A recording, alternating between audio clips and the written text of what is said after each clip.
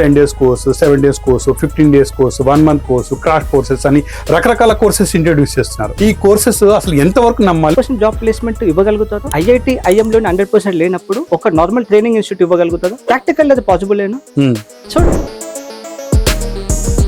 AI update వల్ల చాలా ఐటీలో బాగా టాలెంటెడ్ ఉన్నటువంటి పీపుల్ కూడా చాలా గందరగోళమైనటువంటి పరిస్థితులు ఫేస్ చేస్తున్నారు. Who can integrate AI, who can upskill adapt to the AI, there jobs.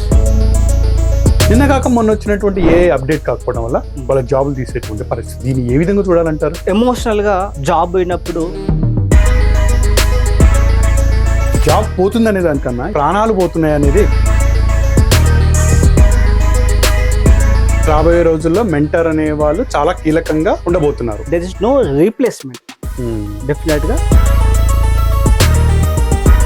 ఈ మధ్య ప్రతి స్టూడెంట్ కి ఎదురయ్యేటువంటి కామన్ సమస్య పేరెంట్స్ నుంచి ప్రెషర్, ఇంకోవైపు కాలేజ్ నుంచి ఫ్యాకల్టీస్ ప్రెషర్, మార్కెట్ లో వస్తున్నటువంటి టెక్నాలజీ ప్రెషర్, వీటన్నిటి మధ్యలో నుంచి అసలు స్టూడెంట్ ఏమైపోవాలి? స్టూడెంట్ లిటరల్ గా చెప్పాలంటే ట్రాప్ లో పడిపోయాడు.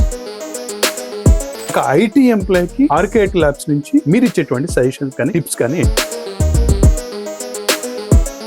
ఫేక్ ఇన్స్టిట్యూట్ల మధ్యలో, ఫేక్ ప్రామిసెస్ మధ్యలో చాలా కోర్సెస్ ఇంట్రడ్యూస్ అవుతున్నాయి. వాటి మీద మీ అభిప్రాయం ఏంటి? మీదే అంటున్నారు కదా సార్ ఫేక్ అని.